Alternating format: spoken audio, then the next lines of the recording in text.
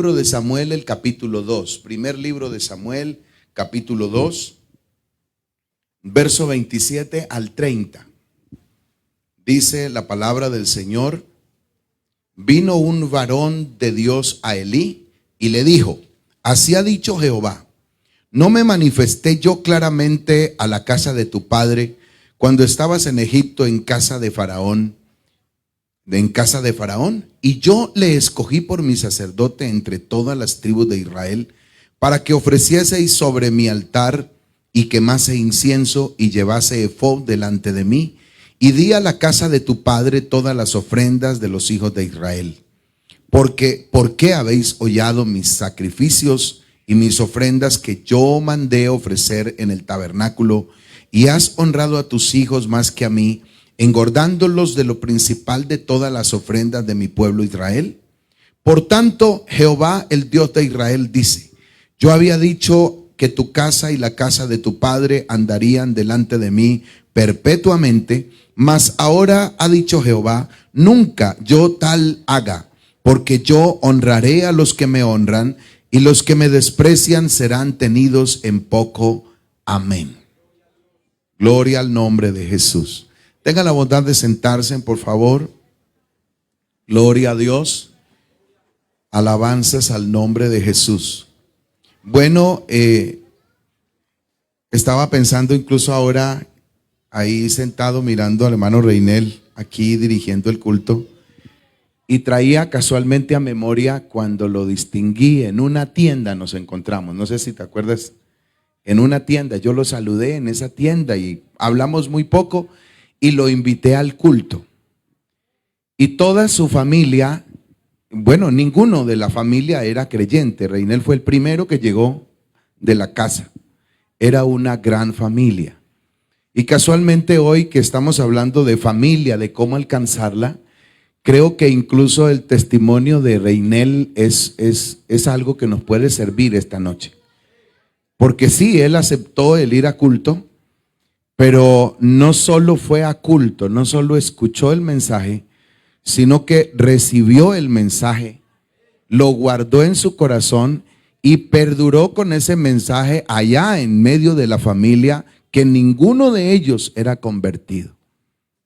Eso fue poco a poco, hasta que nos dieron la oportunidad de hacer culto, y fue todo un proceso para ir poco a poco, ver cómo llegaban miembros de la familia del hermano Reinel. Entonces, me alegra mucho cómo Dios le ha bendecido, y eso es prueba, hermano, de que si nos ponemos en las manos del Señor, Dios hace cosas que no hemos tenido en la mente, que en ninguna agenda hemos tomado nota de algo parecido siquiera. Dios es maravilloso. Nuestra vida en las manos de Dios, con ella Dios puede hacer cosas extrañas, cosas extraordinarias, cosas que nunca hemos como tenido ni siquiera la idea de que puedan suceder. Así que, hermano y amigo, esta noche o esta tarde, si usted abraza al Señor Jesús y recibe el mensaje, Dios puede hacer cosas que usted no se imagina ni se ha imaginado que pueden ocurrir. Bendito el nombre de Jesús. La historia de Elí.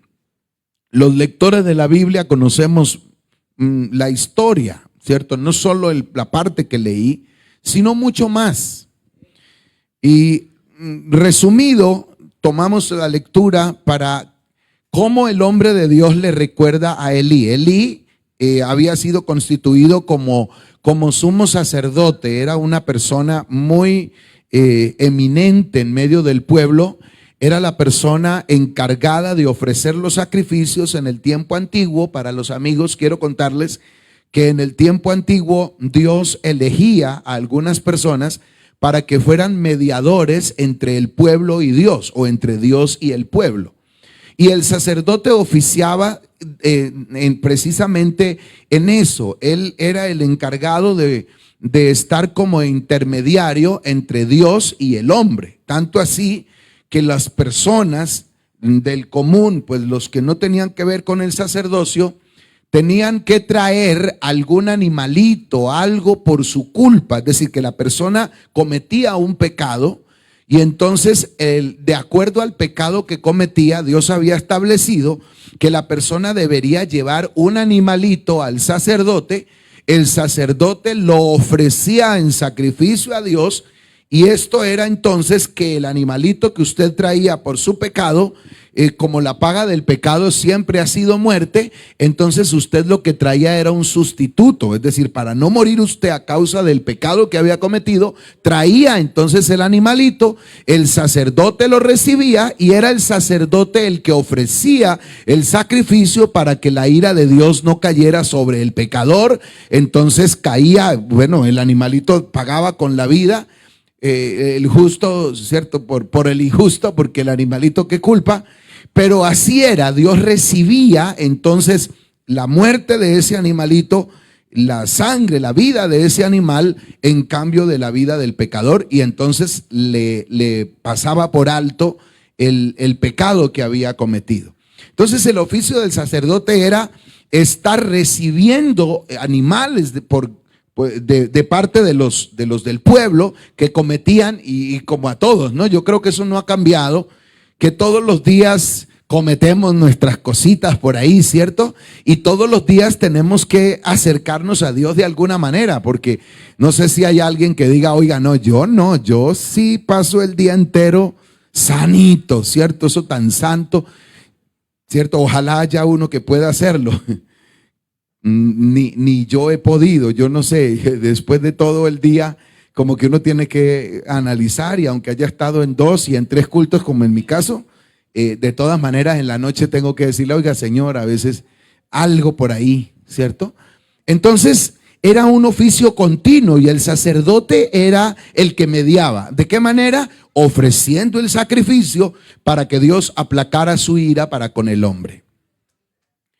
Elí era sumo sacerdote, era el que dirigía entonces todo lo que tenía que hacerse dentro del altar o en el templo, si había templo, y antes del templo entonces tenía que oficiar en el tabernáculo de reunión, que era una gran tienda que Dios había ordenado que se hiciera, que fuese fácil de transportar, porque donde llegaban y se acampaban, entonces en medio de todo el pueblo, allí se extendía esa tienda. La tienda quedaba en medio, y las tribus ya sabían a qué lado tenían que ubicarse ni de qué manera, y entonces donde acampaban, templaban esa gran tienda que era el tabernáculo de reunión, y alrededor se organizaba el pueblo.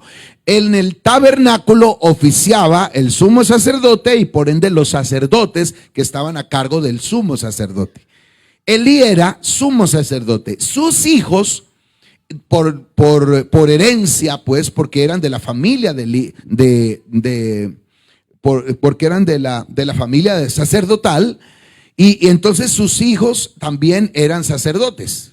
Entonces Elí oficiaba como director, como el que estaba a cargo de los sacerdotes, entre ellos sus hijos. Lo que quiero que veamos, hermanos, es que el sumo sacerdote tenía el privilegio, en el tiempo en que el lugar donde Dios se manifestaba era el tabernáculo, era el único que tenía el privilegio de entrar no solo al lugar santo, sino al lugar santísimo. Les voy a tratar de contar a los amigos qué era el tabernáculo de reunión. Era una gran tienda, solamente tenía una entrada, pero resulta que era una tienda cubierta por los lados, por encima, y solo tenía una puerta.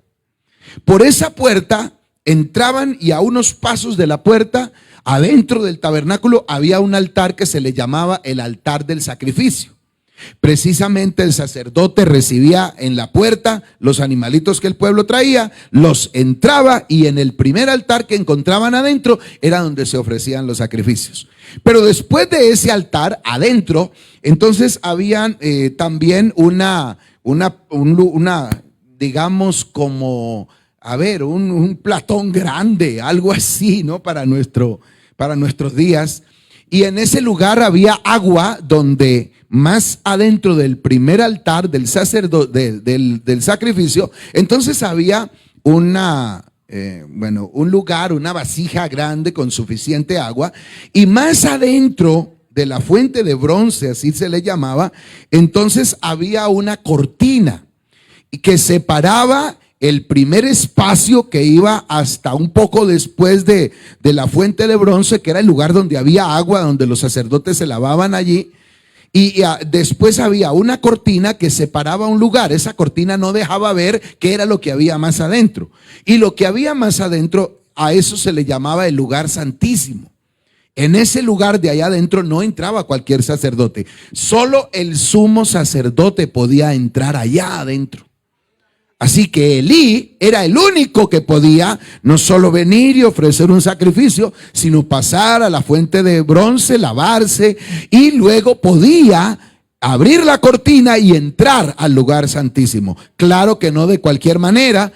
Había una instrucción que cuando él viniera tenía que ofrecer un sacrificio por él, por sus pecados, por sus asuntos, también por los pecados del pueblo. Y si era acepto lo que él hacía ofreciendo los sacrificios, podía cruzar entonces la fuente de bronce, abrir la cortina y entrar al lugar santísimo. Cada vez que el sacerdote entraba al lugar santísimo, ocurría algo. La presencia de Dios, cuando descendía al lugar santísimo, entonces el sacerdote lo tomaba la presencia de Dios. Y el pueblo se daba cuenta que la presencia de Dios lo tomaba, porque en sus vestiduras, alrededor de las vestiduras, dentro de como lo hacía, ¿no?, de la fabricación de ese vestido, el Señor había ordenado que le pusieran unas campanillas alrededor, ¿no? Entonces habían campanillas alrededor. Entonces cuando el sacerdote, el sumo sacerdote, entraba y era acepto en la presencia de Dios, la presencia de Dios lo ponía a moverse, a danzar, y entonces sonaban las campanillas y el pueblo afuera se regocijaba porque sus ofrecimientos habían sido aceptados por Dios, por cuanto el sacerdote estaba en la presencia de Dios, y lo que ellos podían saber si era que había sido recibido o no, era porque sonaban las campanillas y el pueblo decía: hemos sido aceptados por el Señor. Gloria a Dios. Hubo en ocasiones en que el sacerdote no había entrado bien, no había sido recibidas esas ofrendas que había ofrecido, y entonces entraba el sacerdote y había un silencio. Resulta que la presencia de Dios mataba a ese sacerdote. De allá tenían que sacarlo en rastra, porque él había muerto a causa de la presencia de Dios. No había sido acepto en la presencia del Señor. El sacerdote Elí tenía el privilegio de entrar al lugar santísimo, donde estaba allá adentro. Lo que permanecía era el arca del pacto. El arca del pacto era un cajón de una madera especial que había sido incluso bañado en oro, y allí en ese cajón mantenían las tablas de la ley, la vara de Aarón, ahí algunas evidencias de la gloria de Dios que se había manifestado en el desierto, y ahí permanecían. Esa arca, lo que significaba el arca era la presencia de Dios en medio del pueblo. El sacerdote podía entrar allá. Lo que yo veo en la vida de Elí es que se le volvió tan familiar el ofrecer los sacrificios y el tener cercanía con el arca, que no enseñó a sus hijos a que entraran con reverencia, a que vivieran una vida honesta en la presencia de Dios. Cuando uno se familiariza con las cosas, le va perdiendo el valor. Las cosas van como perdiendo la importancia. Y en todo nos vamos familiarizando y vamos perdiendo las cosas bonitas, las cosas que le habían dado un valor especial a ello. Un ejemplo de ello es, por ejemplo, un matrimonio. Un par de muchachos enamorados. Qué hombre tan cortés, qué hombre tan detallista, qué persona tan especial. Le abre la puerta del carro, le da la mano para que suba, da la vuelta rápido para cuando se va a bajar para hacer lo mismo. cualquier mugrecito, lo sopla para que no le enmugre el traje a la dama. En fin, es una calidad de persona. Y ella pues no se queda atrás, ¿no? También es tan querida, tan especial. Pero resulta que después del matrimonio, esa pareja que se veía tan querida, ese hombre tan especial, se acostumbra. Ya esa relación se llega a una costumbre. Y esa pareja que era tan respetuosa, tan especial, terminan viniendo al pastor porque están que se agarran del pelo. Porque se ofenden, porque se gritan. Ve, cosa extraña. Y ahora, ¿por qué no? La confianza. Ahora, como nos vemos todos los días y como compartimos todos, se va perdiendo el valor de esa relación y vamos perdiendo el respeto y vamos perdiendo ese calor humano, vamos perdiendo esa especialidad que yo tenía con ella y que ella tenía conmigo. Y la costumbre termina destruyendo esa pareja que comenzó tan bonita, esa relación que comenzó tan bonita. El familiarizarnos con las cosas nos puede perjudicar en gran manera. El problema de Elí con el arca, con la presencia de Dios, con el ofrecimiento de los sacrificios, fue que se le hizo familiar, se le hizo tan normal al paso de los años que empezaron a hacer las cosas de manera irrespetuosa. Ya no lo hacían con el mismo significado, con el mismo respeto, con el mismo temor, sino que sus hijos aprendieron a hacerlo. Y lo hacían bien porque de pronto los pasos que habían que dar para los sacrificios se los aprendieron de memoria. Y sabe que los pasos para el sacrificio están en Levítico capítulo 1. Y son varios. Usted puede leer ahí y ahí en detalle, paso a paso, lo que tenían que hacer. Eso se lo memorizaron. Pero el temor al Dios al que le ofrecían ese sacrificio se acabó en ellos. Se les volvió normal entonces ofrecer el sacrificio. Se les volvió normal entrar hasta allá y lavarse porque sí, porque no en la fuente de bronce. Se les volvió normal recibir a la gente e hicieron barbaridades estos muchachos. Lo que la Biblia dice es que nunca estorbó Elí a sus hijos. No les llevaba la idea, pero nunca los reprendió. Parece que la forma como les llamaba la atención era muy liviana. Hijos míos, he oído por ahí que ustedes como que hacen esto y aquello. Y como normalmente uno es tan bueno para decir la verdad, ¿no? Que en eso tenemos que trabajar todos. Cuando quedamos mal con algo, ¿a usted qué es lo primero que se le viene a la cabeza? Inventarse una disculpa. Y entonces, hermano, no, ¿cómo le parece? Aquí llegando se me atravesó un carro, hermano, y usted cree que me dejaba entrar aquí a dar la vuelta. Y de pronto no, eso fueron segundos que vio un carro atravesado y dijo, aquí está. Me demoré un segundo, digo, ¿qué me atravesó un carro? Y pues venimos para el culto. Pero uno ya viene en la mente una disculpa. ¿Cómo quedar bien? Antes que decir, hermano, me cogió la tarde, salí tarde. No, ¿cómo voy a decir que salí tarde? No. Es que había una cola. Y claro, usted se le puso detrás a un carro. Pues claro, usted iba en la cola. Somos buenos. Me imagino a los hijos de Elí buscando alternativas. No, papá, es que a la gente le gusta hablar de uno. Se la aplican a uno porque claro, como usted es mi papá, entonces la gente quiere hablar. Y el viejo no averiguó ni le importó más, pasaba por alto lo que ellos hacían. El no valorar lo que Dios les había entregado, el no valorar el estar cerca de la presencia de Dios, el no valorar ofrecer los sacrificios al Dios del cielo, el no valorar que Dios les había escogido para intermediar entre Dios y el pueblo. Entonces el Señor viene un día a través del profeta, a través del hombre de Dios y le dice, vea, yo tenía planes contigo.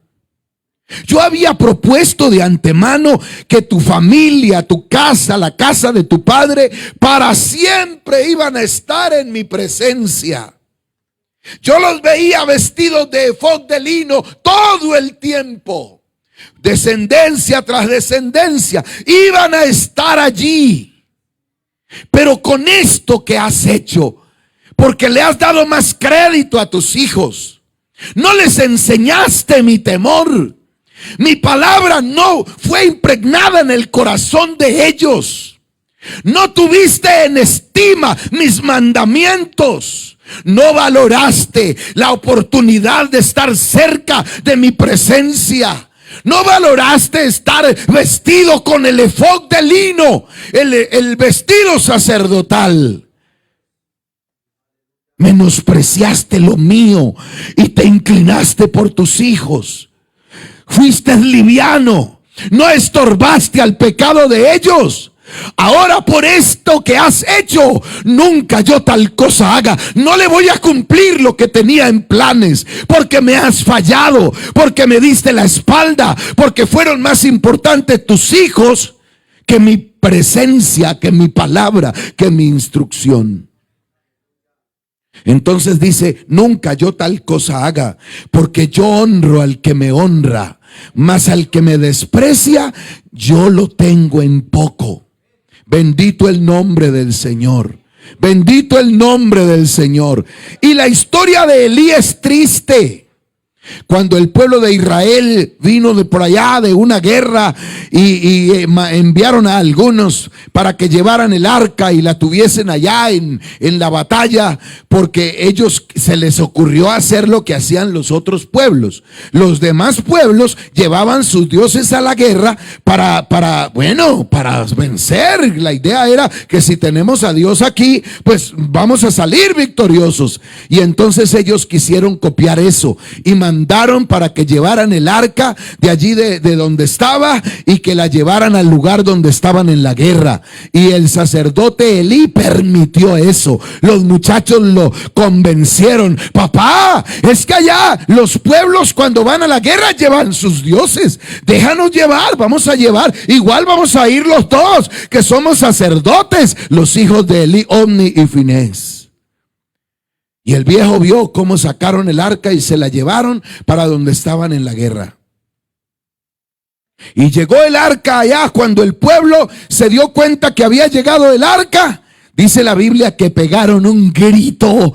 Y eso pegaron unos alaridos y emocionados. Y dice que fue tan fuerte el grito de ellos que asustaron a los enemigos. Los filisteos dijeron: han traído al Dios de los hebreos al campamento. Y muchos dijeron: ¿ahora qué vamos a hacer? Ese Dios es poderoso. Ese Dios ha destruido naciones. Ese Dios les ha dado victoria contra pueblos y ejércitos numerosos y más fuertes que ellos. Pero hubo alguien de los filisteos que levantó la voz y dijo: ya estamos aquí, no vamos a retroceder, vamos a enfrentarlos. De todos modos, estamos es para la guerra. Y se levantaron los filisteos y vencieron a los hebreos. Hubo gran mortandad. Allí también murió Omni y Finés, hijos de Elí. Y fue una batalla perdida. Los filisteos tomaron el arca y se la llevaron presa. Vinieron a decirle al viejo que el arca, que los hijos habían muerto, que Israel había retrocedido, que había dado la espalda, que habían muerto muchos del pueblo de Israel y que aparte de eso sus hijos Omni y Finés habían muerto. Y como si fuera poco, el arca del pacto se la habían llevado presa los filisteos. Cuando el viejo escuchó eso, estaban en una de esas sillas mecedoras y él no aguantó el impacto, le ganó el peso de para atrás y se desnucó el viejo.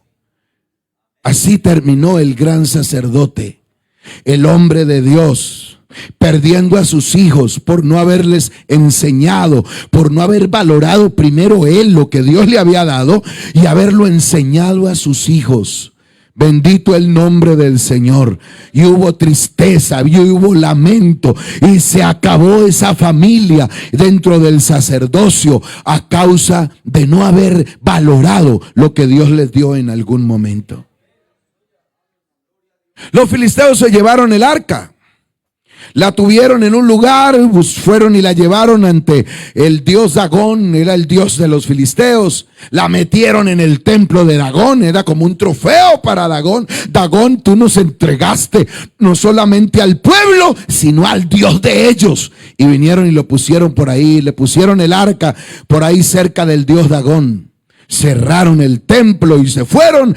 Al día siguiente, cuando entraron al templo, resulta que Dagón se había bajado. Lo bajó el Señor y lo arrodilló, lo puso con la cabeza abajo, venerando el arca del pacto. Allá estaba postrado frente al arca del pacto. Lo levantaron, lo soplaron, lo limpiaron, se empolvó allá en el suelo. Y vinieron y lo levantaron otra vez y volvieron a dejar el arca en su lugar. Y al día siguiente, entonces Dagón, cuando entraron, otra vez allá estaba. Y cuando fueron a moverlo, resulta que se le movió solo el tronco porque la cabeza se había partido y las manos se habían partido en el umbral de la puerta. Estaba vuelto pedazos el dios de los filisteos. Y aparte de eso, entonces empezaron a salirle tumores, enfermedades a los filisteos en esa ciudad. Y todos se dieron cuenta que era a causa del Dios de los hebreos, a causa del arca que ellos tenían presa. Y ese pueblo se desesperó y dijo, ¿qué hacemos con esto? Entonces la agarraron y se la llevaron para otra ciudad. Y allá cuando llegaron a la ciudad, bueno, no había tanto alboroto todavía. La recibieron, la guardaron por allá y empieza a enfermarse la gente de esa ciudad. Unos tumores horribles le salían y enfermedades, unas fiebres altísimas y empezaron a morir. Y entonces los de ese pueblo dijeron, no, desde que trajeron esa arca, ese Dios de los hebreos, estamos así. La mandaron a otra ciudad y comenzaron de ciudad en ciudad, y donde llegaba la gente se enfermaba. Ya no sabían qué hacer con el arca del pacto. Y a alguien se le ocurrió, no, saquémosla de nuestro territorio. Esto nos va a matar a todos. No podemos contener a este Dios. Este Dios es poderoso. Este Dios parece indefenso, pero tiene un poder sobrenatural. Mire cómo nos enfermamos y cómo nos morimos. Y ellos le hicieron un carro nuevo. No de último modelo, de los de ahora, ¿no? Era un carro alado por un par de becerras. Un carrito bien bonito. Por cada ciudad donde había estado el arca y que estaba infectada con esos tumores, hicieron como la especie de un tumor así grandote de oro. Y entonces dentro de cada ciudad, por cada ciudad le hicieron un tumor. Lo subieron a esa carroza y llevaron llevaron esas novillas hasta cierto lugar, y de ahí para adelante las espantaron y que ellas se fueran a ver qué pasaba. Y Dios las guió. Cruzó la línea, el límite entre los filisteos y el pueblo hebreo. Y allá cerca al límite llegó el arca a la casa de un hombre llamado Abinadab, que era levita, dice la historia bíblica. Es decir, era de familia sacerdotal también. También sabía lo que Dios le pedía al hombre. También había sido enseñado en los principios del Rey de Gloria. También había conocido la ley, que eran las instrucciones de Dios para el pueblo. No era un ignorante. Él había aprendido a ofrecer bien los sacrificios también. Cuando llega el arca, entonces la Biblia dice que él la entra a su casa. Yo no sé si al principio esa arca les produjo a ellos algún respeto, alguna reverencia. Pienso que al principio pudo ser así. Oh, es el arca del pacto. El arca del pacto era en el tabernáculo, ahora en el lugar que había sido asignado. ¿Y cómo así que el arca del pacto en nuestra casa, si esto representa la presencia de Dios? Pudo ser que al principio fue recibida con respeto. Quisieron hacer honores al Dios de los hebreos. Seguramente llamó a la familia y dijo: es el arca del pacto. Esa es la presencia de Dios. Significa esto en medio de nosotros. Entonces portémonos bien, porque Dios está aquí. Gloria a Dios. Yo creo que le pasó a Abinadab lo que nos puede pasar a nosotros. No, voy a poner es solo algo, ¿no? Aquí no pasa, pero les voy a contar lo que puede suceder. Es como cuando estamos en un agarrón en la casa, ¿no? Y el uno grita y el otro a ver cómo le gana al otro, y de pronto toca y entreabrieron la puerta y era el pastor Reinel Lazo. Hermano Reinel. Se acabaron los gritos, ¿cierto? Y si alguien estaba por allá todavía gritando, el que abrió la puerta, aquel que estaba gritando más duro.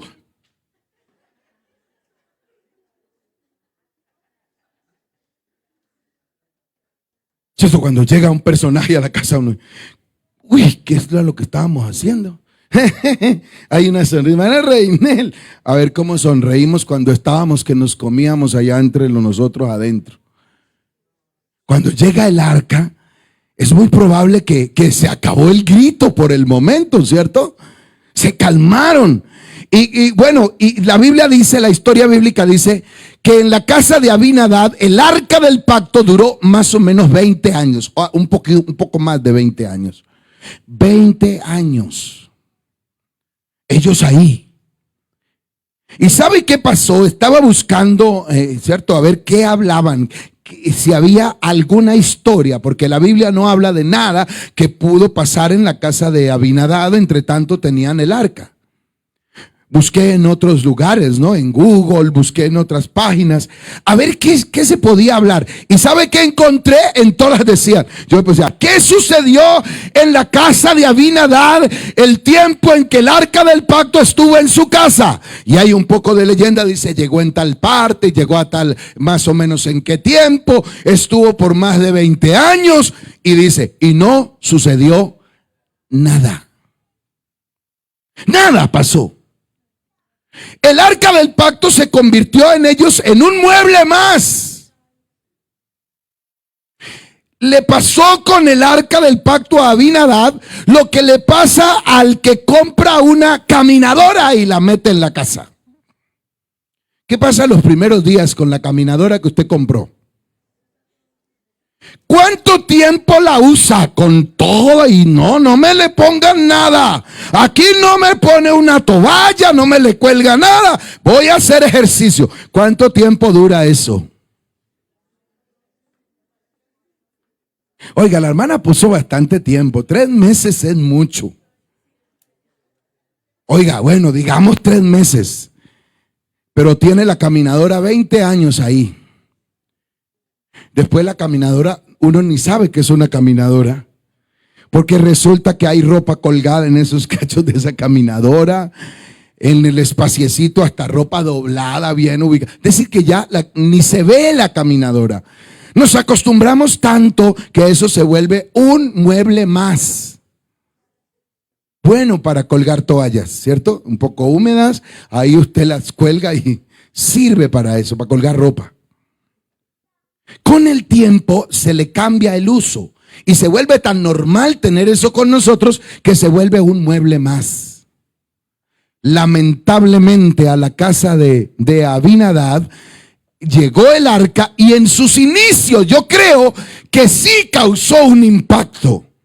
Pero luego se familiarizaron tanto con el arca que era una cosa más, un cajón más. De pronto, después del lugar bonito que le hicieron, terminó por allá debajo de una cama, porque como que estaba muy, como cubriendo mucho, como que el campo lo estaba ocupando, y pudieron hasta haberlo metido por allá en un rincón. Y nada sucedió.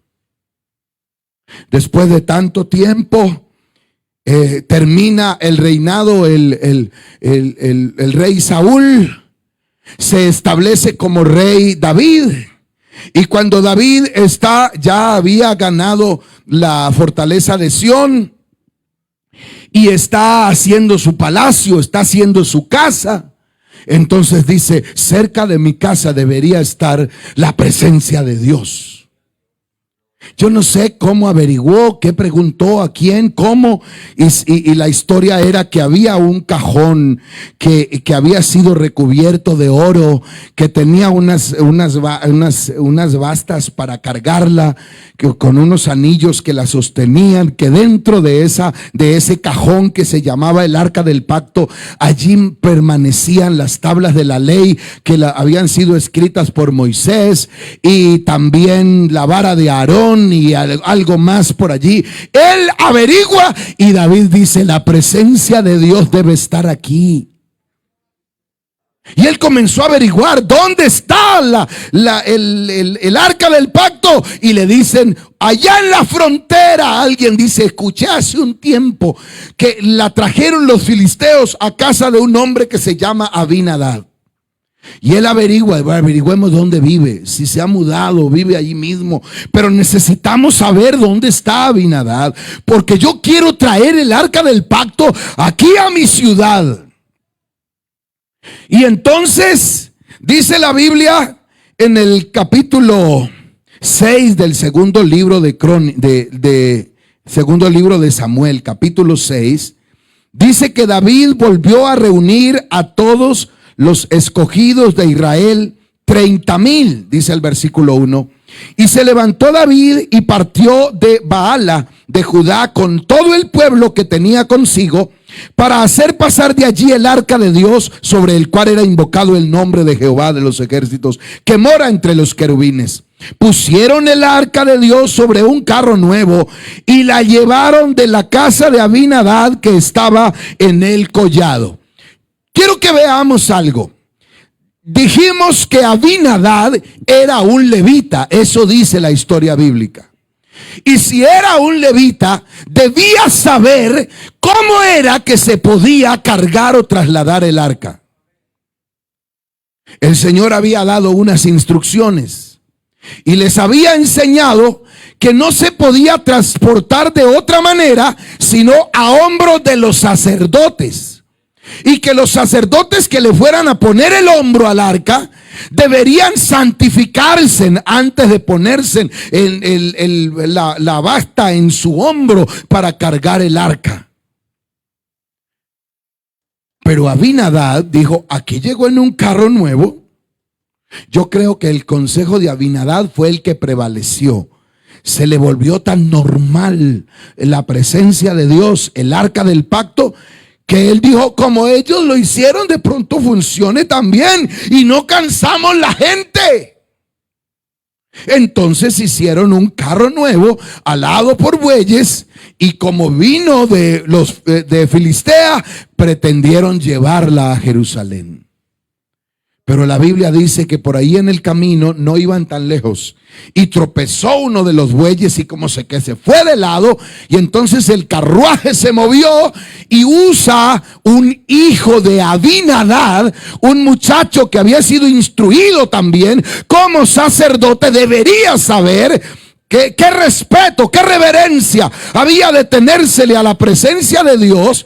Dice la Biblia que cuando el carro se movió y el cajón como que se movió, él extendió la mano y lo agarró como si fuera cualquier cajón. Era que así lo trataban allá en la casa. Era un mueble más. Pero cuando Usa extendió la mano y sostuvo el cajón, la presencia de Dios lo mató. Cayó muerto. Y la celebración que iba con bombos y platillos se acabó. Y hubo luto, y alguien fue a gritar: se cayó Usa. Y alguien lo vio y dijo: se murió. Y entonces vinieron hasta que el David llegó ahí. ¿Qué pasó? No, pues Usa extendió la mano para sostener el arca y se murió. Mire, ahí cayó. Y entendió David que la presencia de Dios había matado a Usa. Dice la Biblia que se entristeció, se confundió David y dijo: ¿cómo hemos de llevar el arca? No podemos continuar con el arca en estas condiciones. Mira lo que nos ha acontecido. Desde entonces llamó David ese lugar Pérez Usa, que quiere decir el quebrantamiento de Usa, o donde fue quebrantado Usa. Entonces empezó David, no podemos llevarla. Y había por allí como algo cerca una casa. ¿Quién vive allá? Y alguien le dijo, allá vive un hombre que se llama Obed-Edom. Y entonces alguien dice, pues dejémosla ahí. Yo creo que hubo alguien que le dijo, pero ni siquiera hebreo es. Él es un hombre de Gad, él es geteo. Nada tiene que ver con nosotros. Porque Gad era de Filistea. No era ni siquiera hebreo. Pero bueno, buscan y dicen, no, pero es que están lejos las demás casas. Pues hagamos algo, dejémosla en la casa de Obed-Edom. A ver si él nos permite tener el arca allí. Yo creo que como era filisteo, había oído de lo que había pasado. Y si no, ahí alguien le contó. Dijo, bueno, esto es serio. Alguien le dijo, es la presencia de Dios. A los filisteos cuando la tuvieron les ocurrió esto. Ay, ya me acuerdo. Fue esto. Esta arca fue la que propició la muerte en mis ciudades. Y le dijeron, sí, Señor. Entonces me imagino a Obed-Edom llamando a todos sus hijos y diciéndoles, este Dios de los hebreos es un Dios poderoso. Este Dios de los hebreos debemos respetarlo, hay que honrarlo, hay que averiguar cómo podemos tener esa arca en medio de nuestra casa. Vamos a organizarle un lugar especial. Y muchachos, silencio, no, se acabaron aquí los gritos, por favor. Este Dios es poderoso, y el que no era ni siquiera hebreo le da esa grandeza, esa importancia a la presencia de Dios. Bendito el nombre del Señor. Bendito el nombre de Jesús. Y yo creo que Obed-Edom estaba allí pendiente de lo que ocurriera en casa. Y a alguien se le ocurría, de pronto a los muchachos se les ocurría empezar a alegar por algo. Y estaba Obed-Edom. Vean, tenemos la presencia del Dios de los hebreos aquí. Este Dios debemos respetarlo. Hay que honrarlo. Lo que ha hecho este Dios es asombroso. Y enseguida todo el mundo comenzaba a mirar el arca con respeto y reverencia. Alabanzas al nombre del Señor. Alabanzas al nombre de Jesús. Gloria a Dios. Gloria a Dios. Me imagino que aunque no era hebreo, reunía a su familia. Oh, vamos a honrar al Dios de los hebreos. Ese Dios es poderoso. Ese Dios es sublime. Ese Dios es grande. Él, cuando decidió salvar a su pueblo, lo hizo por encima de todo. Y cuando la quisieron tomar preso, mire lo que ocurrió a nuestras ciudades. Y el temor del Señor estuvo en la casa de Obed-Edom. Y la Biblia dice que solo 3 meses estuvo el arca del pacto en la casa de Obed-Edom. Pero aunque ni siquiera conocía mayor cosa del Dios de los hebreos, cuando tocó la puerta de su casa, la presencia de Dios la honró, la respetó y enseñó a su familia a que se honrara y se respetara la presencia del Dios de los hebreos. Alabanzas al nombre de Jesús. Y dice la palabra del Señor que Dios bendijo en gran manera la casa de Obed-Edom. Y esa noticia empezó a crecer en menos de 2 meses. Ya había por ahí comentarios. Oye, pero si ve cómo están los cultivos allí, de los cultivitos esos de Obed-Edom, cómo eran de feitos, cómo veíamos que les faltaba fumigación, abono. Oiga, ¿qué le habrá hecho? Mire esos cultivos. Oye, si ve los ganados que tenía, que no eran gran cosa. Mire la belleza de ganado que ahora tiene. Y la gente comenzó a decir, ¿qué pasó con Obed-Edom? ¿De dónde sacó esa bendición que ahora tiene? Era que tenía el arca en su casa, y que no solamente la tenía como un mueble más, sino que ellos dijeron, el Dios de los hebreos es un Dios al cual hay que respetar y honrar. El Dios de los hebreos merece todo de nosotros. Alabanzas al nombre del Señor. Y a la casa del rey llegaron con la noticia: oh rey, Obed-edom ha prosperado de manera tremenda. Solo 3 meses y la prosperidad de Obed-edom es pero admirable. Todos tienen que ver con ello. El pueblo sabe que la gloria de Dios ha descendido para bendecir a Obed-edom y a su familia. Alabanzas al nombre del Señor. Alabanzas al nombre de Jesús. Alabanzas al nombre de Jesús. Esta tarde aquí hay familias, habemos personas cristianas, conocedoras. Dios nos ha permitido no solamente tener como un medio contacto con la presencia de Dios, hemos tenido experiencias extraordinarias con Él. Dios nos ha mostrado su presencia, su realidad. No hay cómo dudarlo, porque Él se ha manifestado a nosotros de muchas maneras. Alabanzas al nombre de Jesús. Y es absurdo que a alguien le salga a uno con que Dios no existe. Llegué por ahí, venía aún de Bucaramanga el año pasado, finalizando el año, a una reunión a Bogotá, y en el mismo vuelo venía alguien.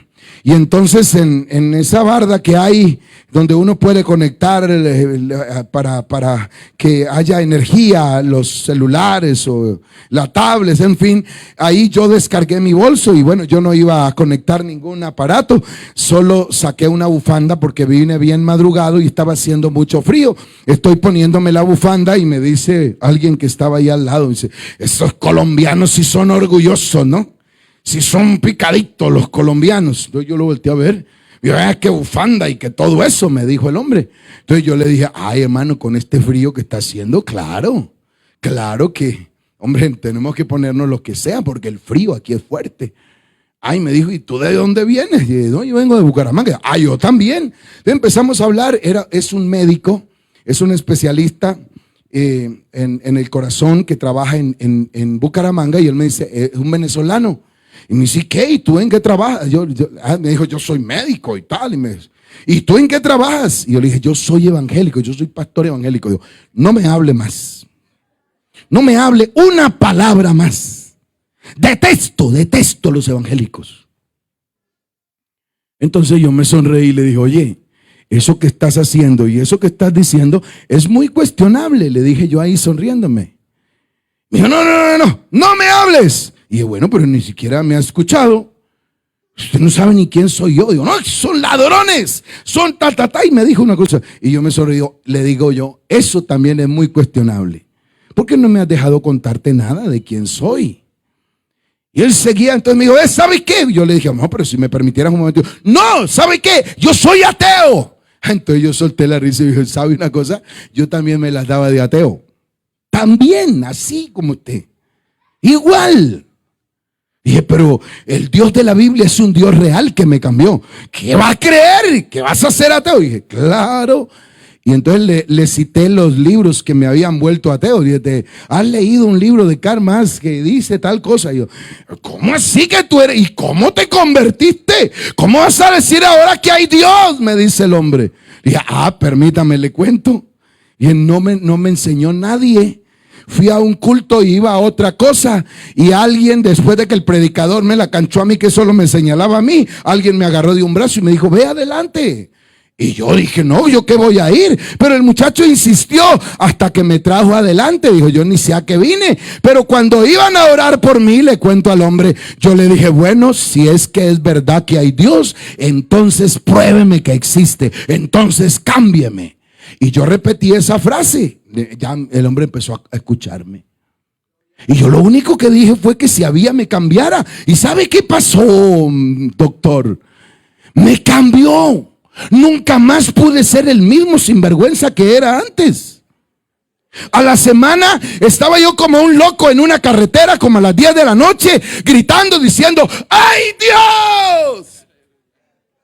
Y yo le dije: gracias a Dios que no hubo gente por ahí, porque si no termino en un manicomio esa noche. Porque para mí fue un impacto tremendo. Si yo decía que no había, y a los 8 días me di cuenta que de lo que yo era antes ya no era nada. Dios me cambió la vida. No puede ser. Eso es cuestionable. Dije: pero venga, te cuento otra cosa. Recién convertido, cuando entendí que existía, y le conté lo de un problema de una hermanita mía murió, y le digo, yo abro esa Biblia tan grande. ¿Has visto la Biblia? Sí, yo la he visto. Ah, bueno, yo la abrí, no me di cuenta, yo no busqué ningún pasaje. Mi hermanita muerta, los vecinos llenando la casa, mi mamá gritando, por allá una señora tratando de darle un bebedizo para calmarle los nervios, mi papá angustiado, mi hermano con las manos en la cabeza llorando, y abro yo la Biblia, y donde puse los ojos decía, esta enfermedad no es para muerte, sino para la gloria de Dios y para que el Hijo del Hombre sea glorificado por ella. Y le seguí contando, y ¿sabe qué pasó? Le digo, agarramos a mi hermanita, a mi hermano de un lado y yo del otro, y empezamos a invocar el nombre de Jesús, y Dios le volvió la vida. Sí, oye, todo eso te ha pasado. Espérame, le cuento más. Y me dice, ¿por qué no subimos? Te invito a desayunar. El que no me quería escuchar. Hemos tenido experiencias. Esas son las mías. Pero sin lugar a duda, el creyente que hay aquí ha tenido una experiencia. Y sabe que Él es verdad, sabe que Él es poderoso, sabe que Él tiene un poder maravilloso y una misericordia desbordada. Alabanzas al nombre de Jesús. Si sabes eso, no puede eso convertirse en un mueble más en la vida suya, en un aprendizaje más de los que has tenido. No puede ser. Eso que has vivido, eso que sabes del Señor, eso debe llevarlo a su casa y ponerlo en un lugar especial y enseñarle a los tuyos que ese Dios es el mismo ayer, hoy y por los siglos de los siglos, y que los milagros que ha hecho allá los ha hecho hoy y los hará mañana. Pero no se le puede convertir simplemente en un conocimiento más. Los amigos, los que están aquí, usted mi amigo, yo no sé si es la primera vez. Si fuera la primera vez, igual a la casa de Obed-Edom no habían ido ningunos a hablarle de la ley, porque no era hebreo. A él no le importaba la ley, y a ningún hebreo le iba a importar y le a enseñar la ley. Pero llegaron y tocaron la puerta un día y le dijeron, Obed-Edom, ¿nos permites dejar el arca en tu casa? Para nosotros los hebreos, esta es la presencia del Dios que nos ha traído de la esclavitud de Egipto y nos ha movido hasta este lugar. ¿Tú nos permitieras dejarla en tu casa? Y Obed-Edom miró a su familia, dijo, el Dios de los hebreos. Sí, esto representa la presencia de Dios. Esta presencia de Dios iba delante de nosotros cuando el río Jordán estaba desbordado y teníamos que cruzarlo. Y entonces Josué mandó a los sacerdotes que cargaran el arca, les dio la orden de que ellos fueran primero, y cuando los pies de los sacerdotes tocaron el arca, el río se hizo para atrás, se detuvieron las aguas, las que estaban abajo siguieron, y nosotros pasamos como por tierra seca. Y abrió la puerta de su casa. Pueden seguir con ella. Y ahí es cuando le dice a su familia, no, que vamos a tener esto aquí. No, todo lo contrario, vamos a ubicarle un lugar especial, porque es la presencia del Dios de los hebreos.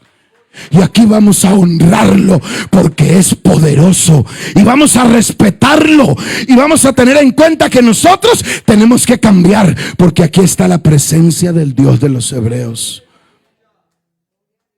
Amigo, cuando te hablen de Jesús, no cierres la puerta. Y si lo recibes, no vuelva la presencia de Dios, el mensaje del evangelio, un conocimiento más.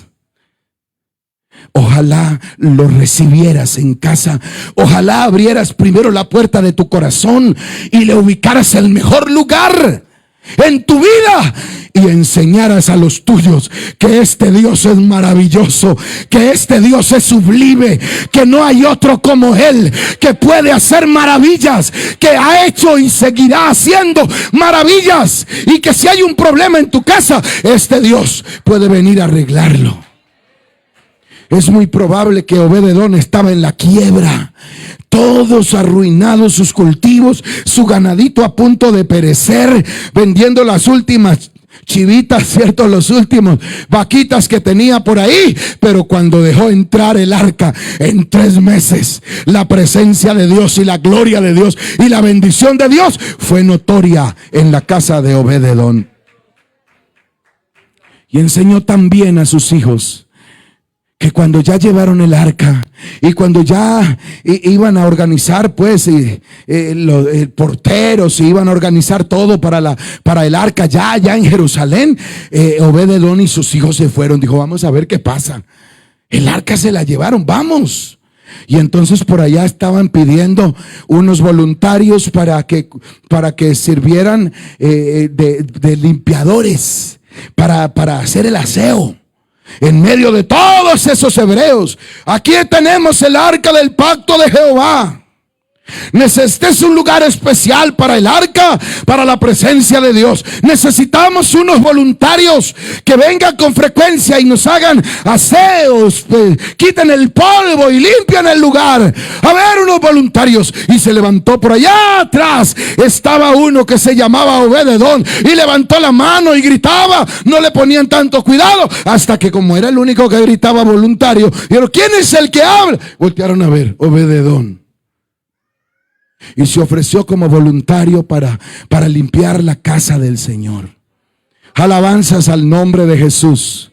Alabanzas al nombre del Señor Jesús. Y dijeron, vamos a organizar una orquesta bien especial para Dios. Y yo creo que Obed-edom y sus hijos ni sabían de piano, ni sabían de arpa, ni sabían de nada. Y de pronto yo creo que ese Obed-edom dijo, yo quiero estar allá también. Qué bonito, si es la presencia de Dios la que está ahí. Y él le enseñó, le dijo a sus hijos, aprendamos algún instrumento. Y ellos aprendieron el arpa. Y cuando organizaron el grupo, ahí había uno de los hijos de Obed-edom tocando el arpa para el Señor. Alabanzas al nombre de Jesús. Gloria a Dios. Gloria al nombre del Señor. Y donde quiera había uno de Obed-edom. Se ofrecían para todo. Ahí estaba Obed-edom y sus hijos, para las que sea, porque es la presencia de Dios. Usted que ha venido, amigo, usted puede pensar, no, pero eso es para gente que ya conozca, que sepa del evangelio. Obed-edom no sabía nada, pero recibió la palabra, recibió la presencia de Dios, honró la presencia y se dedicó a saber cómo era que había que caminarle a ese Dios maravilloso. Y Dios prosperó la familia de Obed-edom. Alabanzas al nombre de Jesús. Alabanzas al nombre de Jesús. Y otra más. Para todo aparecía alguien de Obed-edom ofrecido, voluntario. Pero hubo un caso que ya no eran voluntarios, sino elegidos de entre las casas de los príncipes de Israel. Y era para ser los porteros principales en las puertas. Y entonces llevaron toda la lista de las familias. Y bueno, eligieron de ellas la casa de fulano de tal. Oh, él va a cuidar la puerta del lado izquierdo. Y así sucesivamente se fueron fueron escogiendo de las familias. Oye, yo no sé cómo, no he identificado todavía cómo Obed-edom, en las boleticas que estaban moviendo allá para ver quién era el que salía elegido, ya era elegido, porque hicieron hasta una oración y dijeron, es el que Dios elija para cuidar estas puertas. ¿Sabe qué pasó? Entonces, cuando yo no sé cómo hizo Obed-edom, y él puso Obed-edom y metió esa boleta por allá y dio vuelta y ya estaban casi, solo faltaba la puerta principal, y movieron por ahí todos esos papelitos, digamos, ¿no? Que fue así. Lo cierto era que era una suerte, eran muchas familias, y sacaron la boletica. Por allá estaba Obed-edom y su familia, tal vez la esposa diciéndole, ¿cómo se te ocurre haber metido ese nombre allá? Si son de las principales familias de Israel. Y él, ya lo metí, ya yo pasé eso allá. A la final, pues Dios es el que decide. ¿Qué? Yo no tengo ninguna influencia ahí. Oye, y cuando fueron a sacar el elegido por Dios para la puerta principal, yo no sé si el que leyó la boleta de pronto le pareció raro. Obed-edom, geteo. De pronto miró a los jueces. Obed-edom, ese no es de las principales familias de Israel. Y le pasó seguro el papelito a todos para que lo miraran. ¿Qué hacemos? Es Obed-edom. Es el geteo, es el donde tuvimos el arca ya. Pero él no es de las principales familias de Israel. ¿Qué hacemos con él? Y alguien le dice, pues le pedimos a Jehová que él eligiera. Y si él ha elegido a Obed-edom, entonces le tocó publicar. Y la puerta principal, Obed-edom, el geteo. Alabanzas al nombre del Señor. Lo que Dios puede hacer con alguien que abraza la presencia de Dios. Lo que Dios hace con alguien que aprende a amar lo que Dios le ofrece. Póngase de pie, por favor. Alabanzas al nombre de Jesús. Alabanzas al nombre de Jesús. ¿Qué pasa en sus familias, mis hermanos? Si han llevado la presencia de Dios a su casa. ¿O sabe qué pasa a veces con nosotros? Que la presencia de Dios la sentimos es en el templo. Aquí. Y para algunas familias puede ser hasta extraño. Ojalá no sea su caso. Pero habrán hijos que le parece raro que su papá sea tan consagrado y tan tranquilo aquí en el culto. Porque aquí sí cierra los ojos y parece Santa Paloma. Pero apenas llega a la casa, es el que más grita, es el que más alega, el que más reclama, el que más ofende. Y hay una contradicción. Entonces la presencia de Dios es para aquí, para el templo. Allá no va con nosotros. Ojalá no sea el caso de ninguno de los que aquí estamos. Porque la presencia de Dios, si usted puede sentirla aquí, tenemos que llevarla a nuestra casa y buscarle un lugar especial en nuestra casa. Y la palabra del Señor dice que el lugar especial que Dios quiere es el corazón de cada uno de nosotros. Dame, hijo mío, tu corazón y mira en tus ojos por mis caminos. ¿Dónde está la presencia de Dios? Allá en tu casa. ¿Qué es la presencia de Dios? Hasta se le olvidan a algunos hermanos que son creyentes y hasta palabras descompuestas se les salen por el enojo, porque justifica que tiene la razón. A veces la razón nos hace tanto daño que nos volvemos tan altivos porque tenemos la razón. Y vamos a ir viendo cómo desfila nuestra familia. Como cuando traten de tocar la presencia de Dios, esa misma presencia los fulmina y terminan mal, porque no les enseñamos el verdadero temor a nuestro Dios. Gloria al nombre de Jesús. Gloria al nombre de Jesús. Yo no sé si alguien necesite hoy decirle: Señor, por favor, ayúdame, pero yo quiero honrar tu presencia en mi casa. Señor Jesús, que mi familia aprenda que el Dios al que yo adoro es un Dios verdadero, lleno de amor, saturado de misericordia. Necesitamos hacer algo por los nuestros. Y no hemos de descansar hasta tenerlos todos en la presencia de Dios. Y no es posible que porque yo no he aprendido a valorar la presencia de Dios, se me pierda mi familia. Alguien necesita acercarse hoy y venir a la presencia de Dios y decirle: Señor, ya no quiero más maltratos. Ya no quiero ese hogar de rencilla, de enojo, de grito, de violencia. Ya no quiero que de mi boca salgan más ofensas, palabras hirientes. Señor, que yo le pueda enseñar a los míos que hay un Dios que transforma la vida del hombre, que cambia, que hace nueva todas las cosas. Yo no sé si hay un amigo como Obed-Edom que no sabía mucho, pero que está hoy aquí. A usted el Señor le dice: déjame entrar. Toco a la puerta de tu corazón y Él dice: si tú me abres, yo entro. Tampoco sé, la historia bíblica no me dice si fueron primero a tocar la puerta de otra familia. Lo cierto fue que el que le abrió la puerta fue Obed-Edom. Él la abrió. Amigo, ¿por qué no le abres la puerta de tu corazón al Señor en esta noche? ¿Por qué no le das la oportunidad a la gloriosa presencia de Dios que se meta en tu vida? Y tú la honras y tú la respetas, y Dios hará algo grande en los tuyos. Arrepiéntete tú y serás salvo tú y toda tu casa. En el nombre de Jesús, alguien más necesita venir aquí adelante. Alabanzas al nombre de Jesús.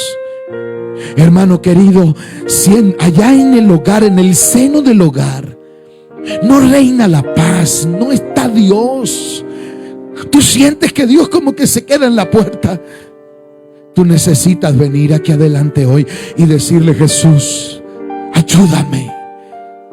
Sé sincero en esta noche. Derrama tu corazón en la presencia de Dios y Dios va a hacer un milagro. Dios va a cambiar esa casa. Dios va a cambiar esa familia. Pero ábrele la puerta de tu corazón.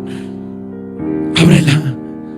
No se puede perder el hogar por mi altanería, por mi orgullo, porque defiendo tanto mis razones, que desbarato la relación de pareja, que acabo con mis hijos. Que Dios me ayude hoy. Y yo sé que hay familias que necesitan esa ayuda urgente de la presencia de Dios. Si no fuera así, Dios me había dado otra cosa para hablar. Hubiese terminado hace rato porque está como largo, ¿cierto? Pero Dios quería traernos hasta aquí para recordarte que hay un Dios que toca la puerta de tu vida, de tu casa, para entrar. Y si tú dejas entrar esa presencia gloriosa y la respetas, y no la adquieres como un conocimiento más, sino que lo honras. Yo honraré al que me honra. Honraré al que me honra. Te quiere honrar el Rey de la Gloria en esta noche. Alguien más necesita venir aquí adelante. Venga en el nombre de Jesús, venga. Si tiene a su esposa, venga. Si son los dos los que tienen dificultades, ¿por qué no vienen? Es preferible venir a la presencia de Dios para que Él obre, para que Él nos libre, para que Él nos libere y podamos ser victoriosos en su nombre. Vamos a orar en el nombre de Jesús. Aquel que quiere que tus hijos sirvan, que le sirvan al Dios de la gloria. Puede ser que hoy lo ves lejos, lo ves como imposible. Esos muchachos están como muy desviados. Vamos a llevarnos la presencia de Dios. Esa presencia quebranta lo que sea. Esa presencia destruye lo que haya que destruir. Esa presencia rompe lo que haya que romper. Hay poder en el nombre de Jesús esta noche. Alabe al Señor esta noche. Iglesia, si quiere, alábelo. Invoca el nombre de Jesús. Alguien más necesita venir.